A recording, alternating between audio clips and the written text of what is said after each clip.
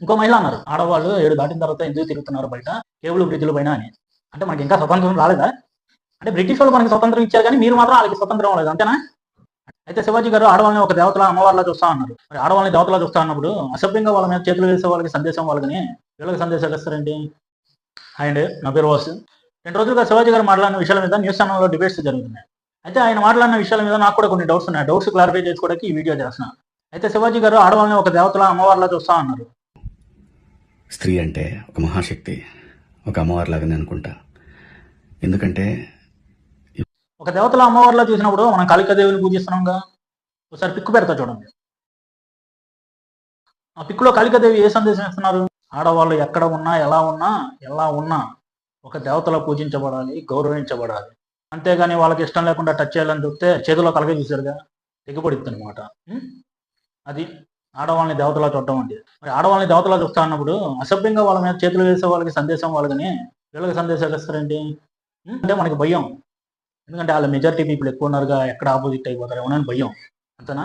లేకపోతే ఇంకో భయం, అర్ధనగ్న ప్రదర్శన చేసే వాళ్ళని చూస్తే కింద నుంచి పై వరకు షివరింగ్ వచ్చింది అనమాట, వణుకు వచ్చింది. చేతులు వేయకుండా ఉండలేము అనమాట. చేతులు వేయకుండా ఉండలేకపోతే చచ్చిపోతాయండి, కంట్రోల్ చేసుకోకపోతే చచ్చిపోతాయండి, చేతులు వేయకుండా కంట్రోల్ చేసుకోకపోతే అని నేను చెప్పట్లా.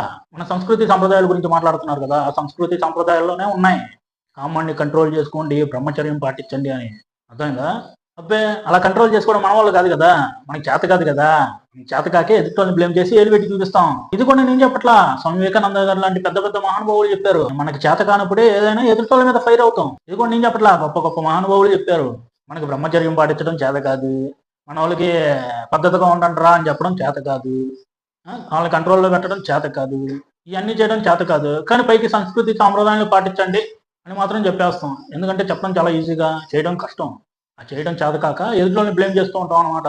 అదే మన బంగారం సరైనది అయితే ఎదుటిని అవసరం పడేలేదుగా. అబ్బే మన బంగారం కంట్రోల్లో ఉండదు కదా, ఏదో పిచ్చి పని చేసింది కదా. అలాంటి వాళ్ళని సపోర్ట్ చేయడానికి మెజారిటీ పీపుల్ ఎక్కువ ఉన్నారు కాబట్టి న్యూస్ ఛానల్కి వచ్చి డిబేట్లు పెట్టి వాళ్ళ తరపున గట్టిగా అరిసి మాట్లాడతారు అనమాట. ఎందుకంటే మెజారిటీ పీపుల్ ఎక్కువ ఉన్నారు కదా, ఎప్పుడైనా మనకి సపోర్ట్గా వస్తారని, అంతేనా? నేను ఒక మహిళ మాట్లాడారు న్యూస్ ఛానల్ ఎస్కేవిజం గురించి. దీన్ని మేడం ఎస్కేవిజం అనేది మన వాళ్ళని కంట్రోల్లో పెట్టుకోవడం చేత కాక ఎదుటి వాళ్ళని బ్లేమ్ చేస్తూ ఉంటాం అనమాట. దీన్ని అసలైన ఎస్కేవిజం అనేది.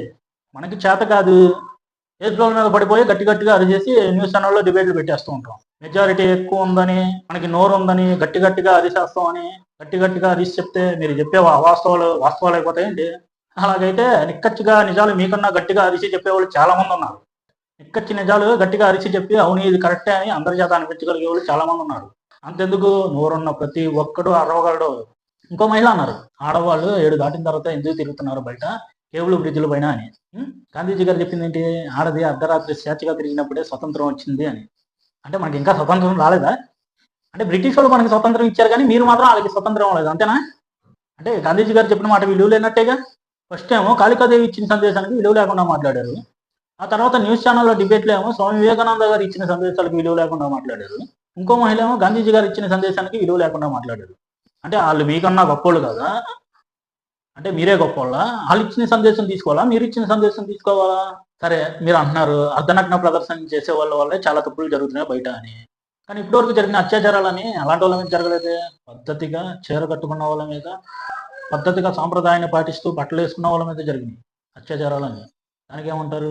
బయట 100 మంది ముందే అలా చేశారంటే, 100 మంది అలా చూస్తూ ఉన్నారంటే సెక్యూరిటీ లేదంటే అక్కడే దిశ లాంటి అమ్మాయిలకి సెక్యూరిటీ ఎలా ఇస్తారు? పాప అమ్మాయి ఏం చేసింది? చాలా పద్ధతిగా ఉంది. మనకి గబుక్కున చురుక్కుమని కాలితేనే అంటానే, అలాంటిది బతికుండగానే దహనం చేశారంటే ఎంత బాధపడింది. అలాంటిది బతికుండగానే దహనం చేశారంటే ఎంత బాధపడింది, ఎంత నరకం అనుభవించుండిద్ది. ఏం మనకి పట్టవు, మనకి ఎంటర్టైన్మెంట్ కావాలి. ఎంటర్టైన్మెంట్ ఉండాలి, ఎంటర్టైన్మెంట్. కానీ ఎంతవరకు? పక్కన జనాల్ని కూడా పట్టించుకోవాలి. అది మీరు చెప్తున్న అత్యాచారాలు అర్ధనగ్న ప్రదర్శన చేసే వాళ్ళ మీద జరగట్లా, పద్ధతిగా చీరలు కట్టుకున్న వాళ్ళ మీద, పద్ధతిగా ఉండే వాళ్ళ మీద జరుగుతుంది. మరి వాటి మీద ఏ డిబేట్లో పెడతారు? వాటి గురించి ఏ క్లారిఫై ఇస్తారు? వాటి గురించి ఏ క్లారిటీ ఇస్తారు? ఈ వీడియో మీకు నచ్చితే లైక్ చేయండి, కామెంట్ చేయండి, మన మహామేధావులకి షేర్ చేయండి. ఓకేనా? Thank you.